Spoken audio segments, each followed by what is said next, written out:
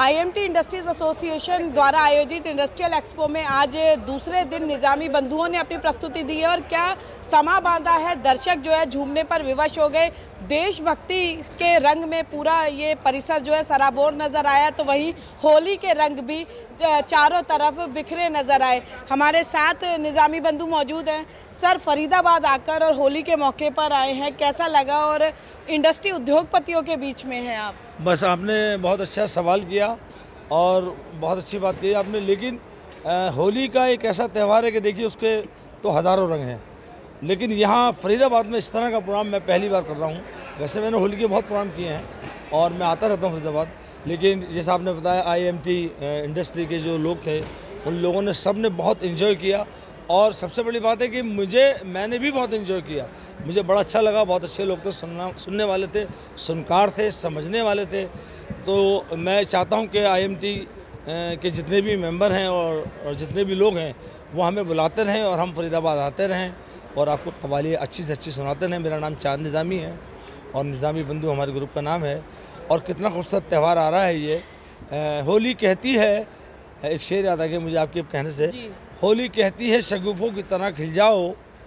शगुफे माने फूलों की तरह। होली कहती है शगुफों की तरह खिल जाओ और होली वालों यही मौका है गले मिल जाओ। जी बिल्कुल। तो ये तो बहुत खूबसूरत त्यौहार है और मैं यहाँ आया हूँ फरीदाबाद में, मुझे बड़ा अच्छा लगा। और बहुत माशाल्लाह लोग अच्छे थे, काफ़ी इनामात भी मिले हमें और काफ़ी लोगों ने पसंद किया। हम सबके बहुत बहुत शुक्रगुजार हैं। चांद जी, कव्वाली जो है एक अलग मिजाज के लोग बहुत पसंद करते हैं, लेकिन आज हम देख रहे थे कि हर वर्ग का दर्शक यहाँ पर था, श्रोता यहाँ पर था और सभी लोग, कोई ताली बजा रहा था तो कोई सीटी बजाकर प्रशंसा में जो है अपना योगदान दे रहा था। आज के समय की यदि बात की जाए, जब हिप हॉप जैसे सॉन्ग, डांस शैली चल रही है और बहुत ज़्यादा जो है वेस्टर्न कल्चर की ओर हम अग्रसर हो रहे हैं, तो कहीं मन में डर लगता है कि कहीं वो श्रोता गुम ना हो जाए इस पाश्चात्य संस्कृति के अंदर? नहीं, आपकी बात सही है, लेकिन हिंदुस्तान का जो शास्त्रीय संगीत है वो कोई 100, 200, 300, 400 साल का तो है नहीं, लाखों साल के, हज़ारों साल से हमारे हिंदू भाई के धर्म में बहुत लाखों साल से है। सरस्वती का तो आपने नाम सुना होगा, सरस्वती माँ का। तो ये संगीत जो है हिंदुस्तानी, जिसे हम शास्त्रीय संगीत कहते हैं, ये कभी नहीं ख़त्म हो सकता। बाकी जो पॉप की बात करी आपने, वेस्टर्न की बात करी, या आजकल फ्यूजन वगैरह चल रहा है, वो ऑर्केस्ट्रा वगैरह, वो ठीक है, हम किसी म्यूज़िक को बुरा नहीं कहते। लेकिन जो हिंदुस्तान का शास्त्रीय संगीत है, जिसे हम कव्वाली भी कह सकते हैं, भजन भी कह सकते हैं, कीर्तन भी कह सकते हैं, ये चीज़ कभी नहीं ख़त्म हो सकती। और कव्वाली जो है ये खानकाहों से आई है, यानी दरगाहों से आई है। दरगाहों से कव्वाली या खानकाहों से कभी कव्वाली ख़त्म नहीं हो सकती, क्योंकि ये कव्वाली जहाँ से आई है वो दरगाह या खानका ही ख़त्म हो जाए तो बात दूसरी है। वरना ये संगीत जो हिंदुस्तान का है, मैं आपको सब मिलकर जवाब दे रहा हूँ, संगीत जो हिंदुस्तान का ये कभी ख़त्म नहीं होगा। और वो अलग बात है कि थोड़ा सा कम हो जाए, उसको सुनने वाले या उसके चाहने वाले कम हो जाएं, या बड़े बड़े फेस्टिवल ना हों, लेकिन कव्वाली जो सूफ़ी संगीत है, जो हमारे हिंदुस्तान का शास्त्रीय संगीत है, क्योंकि शास्त्रीय संगीत सिर्फ हिंदुस्तान की विरासत है। चाहे दुनिया में कोई भी मुल्क आ ले, पाकिस्तान में हो, बांग्लादेश में हो, इंग्लैंड, अमेरिका, कहीं भी हो, लेकिन शास्त्रीय का जो संगीत है वो हिंदुस्तान का ही है। हिंदुस्तान उसका हेड ऑफिस है। तो ये संगीत जो है हमेशा यहाँ रहेगा। और यहाँ मैं देख रहा था कि जितने भी सुनने वाले थे, देखिए इसी का नाम हिंदुस्तान है कि यहाँ सूफ़ी भी सुन रहे थे, यहाँ पे प्रॉफिट मोहम्मद साहब के बारे में सुना, होली के बारे में भी सुना, और मैंने आपको जैसा आपने बताया कि देशभक्ति भी मैंने गाना गाया और कुछ मैंने मेरे रश्क कमर भी गाया।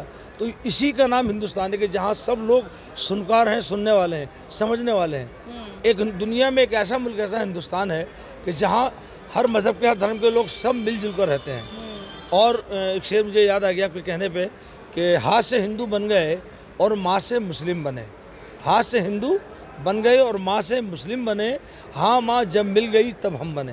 बिल्कुल, इसी का नाम हिंदुस्तान है और वही मैं चीज़ आज यहाँ देख रहा था। बिल्कुल, बहुत अच्छे से इलेबोरेट किया आपने हिंदुस्तानियों को। सर, जैसे एक, क्योंकि हम भारतीय हैं, कहीं ना कहीं कुछ नया तलाशते रहते हैं। जो आजकल के टैलेंट शोज़ है उसमें एक नई चीज़ देखने को मिल रही है कि रैप के साथ शास्त्रीय संगीत का एक तालमेल नज़र आता है। इसको एक अच्छी चीज़ मानते हैं या फिर लगता है कि कहीं ना कहीं मिलावट का दौर शुरू हो गया है? नहीं, देखिए मिलावट का दौर शुरू हो गया, ये आपने बिल्कुल सही कहा। शास्त्रीय संगीत है, अब उसमें रैप कर लीजिए आप, या आप उसमें कुछ और ऐड कर लीजिए, वो अलग बात है। लेकिन शास्त्रीय संगीत अपनी जगह है। शास्त्रीय संगीत है तो सब है, यानी हमारे हिंदुस्तान का जो शास्त्रीय संगीत है, अगर वो है तो सब है, वो नहीं है तो हमारे हिसाब से कुछ नहीं है जी। हम इन चीज़ों को नहीं मानते। ये रेप है या ये क्या कहते हैं आजकल फ्यूजन वगैरह चल रहा है, वेस्टर्न फ्यूजन क्या है वो ठीक है, लेकिन जो हमारी परंपरा जो हमें अपने बुजुर्गों से विरासत में मिली है वो है शास्त्रीय संगीत, जिसे हम भजन, कीर्तन, कव्वाली, क्लासिकल ये सब कहते हैं, लाइट म्यूजिक भी कहते हैं उसे। तो उसका जो मकाम अपनी जगह, ये सब चीज़ें जो है, देखिए अब एक कव्वाली आई थी, वो क्या है वो तुम तो ठहरे परदेसी, बहुत चली वो, अब कहाँ है वो कहाँ है। लेकिन आज भी हज़रत अमीर खुसरो को लोग सुनते हैं, कबीर दास को सुनते हैं, और बुल्ले शाह जो पंजाब के बहुत बड़े बुजुर्ग हैं उनको सुनते हैं, और मीरा का भजन सुनते हैं, और कबीर के भजन सुनते हैं। ये चीज़ जो है ना, ये चीज़ नहीं ख़त्म होने वाली। बाकी जो आजकल की जो कव्वाली है मैं इनको नहीं मानता, लेकिन जो हमारे बुजुर्गों ने, हज़रत अमीर खुसरो हुए, कबीर दास हुए, सूरदास हुए, मीरा का भजन हुआ, और पंजाब के बुल्ले शाह हुए, सुल्तान बाहू हुए, ये पंजाब के लोग बुजुर्ग हैं, जो बुजुर्गान दीन हैं, जो मतलब हिंदुस्तान की असम्बली के पिलर हैं, पिलर जिसे हम पिलर कहते हैं, यानी स्तंभ हैं कि स्तंभ कैसे। हाँ, हज़रत ख्वाजा मीरुद्दीन चिश्ती जो अजमेर में जिनका स्थान है, वहाँ से संगीत आया हमारे मुसलमानों में, कव्वाली वहाँ से हुई। तो ये चीज़ें कभी ख़त्म नहीं होने वाली। और बाकी हिंदुस्तान बहुत बड़ा मुल्क है, बहुत बड़ा शहर है, बहुत बड़ा शहर कह रहा हूँ, बहुत बड़ा देश है। यहाँ हर तरह के लोग रहते हैं, लेकिन अब कुछ लोग ऐसे हैं कि जो उसको चाहते हैं कि ख़त्म हो जाए, लेकिन हिंदुस्तान कभी इस तरफ ध्यान नहीं देता, क्योंकि हिंदुस्तान में ऐसे वाक़े होते रहते, मुसलमान ने यूँ कह दिया, हिंदू ने यूँ कह दिया, सिख ने ऐसा कह दिया, वैसा कुछ नहीं है। तो ये सब चीज़ें होती रहती हैं, लेकिन संगीत जो है वो किसी की एक विरासत नहीं है, वो सबका है, सबका था और सबका रहेगा, जो हिंदुस्तानी शास्त्रीय संगीत है। और किसी संगीत म्यूज़िक की बात नहीं करूँगा। और वो मैं आज यहाँ फरीदाबाद में जब मैंने प्रोग्राम किया, मुझे बड़ा अच्छा लगा। और सर एक लास्ट क्वेश्चन मेरा आपसे कि जो आजकल के रियलिटी शोज़ आ रहे हैं, खासकर सिंगिंग रियलिटी शोज़ की बात करें तो कई बार ऐसा होता है कि जो प्रतिभागी होते हैं रिजेक्शन झेल नहीं पाते हैं और कई बार एक दायरे में सिमट कर रह जाते हैं, तो ऐसी नई प्रतिभाओं के लिए क्या कुछ कहना चाहेंगे? देखिए, जो नए उभरते हुए आर्टिस्ट हैं या जो आपने बताया इंडिया को टैलेंट में आ रहे हैं, इसमें आ रहे हैं, देखिए ये जो है किस्मत की बात है। हम मेरे बहुत से दोस्त, मेरे बहुत से जानने वाले ऐसे हैं कि जो मतलब बहुत अच्छा गाते हैं, यानी अगर वो अब यहाँ जहाँ मैं अभी मैंने प्रोग्राम किया है, अगर वो यहाँ गाने बैठ जाएँ तो आप लोग मुझे नहीं सुनेंगे, लेकिन उनको कोई नहीं जानता। ये सब भगवान के हाथ में होता है, सब ऊपर वाले के ईश्वर के हाथ में होता है। तो ये उतार चढ़ाव तो रहता है। अब कोई ऐसा गाने वाला है कि जिसने कुछ भी नहीं सीखा और उसको कोई गाने की पता भी नहीं है, उसका भगवान ने ऊपर वाले ने नाम कर दिया।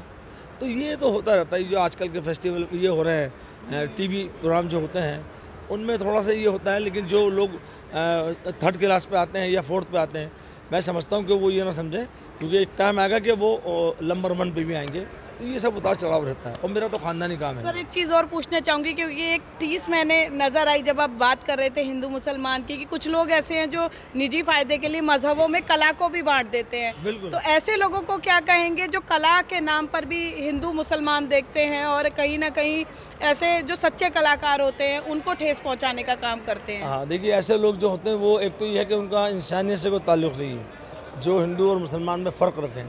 और सबसे बड़ी बात यह है कि जो संगीत है उसमें तो फ़र्क रखने की कोई बात ही नहीं, क्योंकि संगीत जो है वो एक ऐसा मैसेज है कि संगीत किसी के लिए नहीं, सबके लिए है। संगीत जो है वो सबके लिए, क्या हिंदू, क्या सिख, क्या ईसाई, क्या मुसलमान, सबके लिए है। तो जो लोग ऐसा करते हैं वो मेरे हिसाब से तो ऐसा नहीं करना चाहिए, क्योंकि अब देखिए, मैं मुसलमान हूँ, लेकिन मैं भजन भी गा रहा था, मैंने होली भी गाई, और मैंने प्रॉफिट मोहम्मद साहब के लिए भी गाया। सर होली का मौका है तो 2 लाइन होली की चंद दर्शकों के लिए जो निजामी बंधु के मुंह से सुनना चाहते हैं कि वो होली के रसिया किस तरह से गाते हैं या होली के गाने किस तरह से गुनगुनाते हैं। अच्छा, होली के लिए मैं थोड़ा सा पेश कर देता हूँ आपके सामने, हालांकि मैं इस वक्त तो ग्रुप नहीं है मेरा जी। मैं हज़रत अमीर खुसरो का जो रंग है, जिसमें आपने सुना, फिल्म देखी होगी आपने बजरंगी भाईजान, उस फिल्म में मैंने रंग गाया, वो भी होली के ही मुतालिक है। मैं आपके सामने थोड़ा सा पेश कर देता हूँ, क्योंकि उसमें एक हिंदू मुसलमान का वो आता है, एक मैसेज है। आज रंग है ए माँ रंग है री, आज रंग है ए माँ रंग है री, मेरे महबूब के घर रंग है री आज रंग है। मुझे सूफी साहब बताइए, ना छुपाइए ना छुपाइए, कहीं होली खेली है आपने जो रंगे हुए हो गुलाल में आज रंग है। ए माँ मोहे पीर पायो निजामुद्दीन औलिया, मोहे पीर पायो निजामुद्दीन औलिया, निजामुद्दीन औलिया, निजामुद्दीन औलिया आज रंग है। ए माँ रंग है री। तो देखिए ये हिंदुस्तान है और ये हिंदुस्तान के शास्त्रीय संगीत की खूबसूरती है। ना हिंदू है ना मुसलमान है, कला सिर्फ इंसान और इंसानियत को देखती है। तो निजामी बंधु जो है भारत की इस विरासत को, शास्त्रीय संगीत को संजोए बैठे हैं और मुसलमान होते हुए भी किस तरह से हिंदू सभ्यता का, हिंदू शास्त्रीय संगीत का और रंगों का किस तरह से अपने अंदर संजोए बैठे, इसका एक अनूठा उदाहरण और एक अनूठी मिसाल आगे वाली युवा पीढ़ी के लिए भी है। और IMT इंडस्ट्रीज एक्सपो के माध्यम से फरीदाबाद ने निजामी बंधुओं को सुना और उम्मीद जताते हैं कि आने वाले समय में भी वे शास्त्रीय संगीत के रंग इसी तरह से सारी तरफ बिखेरते रहेंगे। फरीदाबाद से पूजा शर्मा, पंजाब केसरी टीवी। हमसे जुड़े रहने के लिए हमारे YouTube चैनल को सब्सक्राइब करें और नई वीडियो की नोटिफिकेशन के लिए बेल आइकॉन को दबाएं। अगर आप ये वीडियो Facebook पर देख रहे हैं तो लाइक जरूर करें और ज्यादा से ज्यादा शेयर करें। धन्यवाद।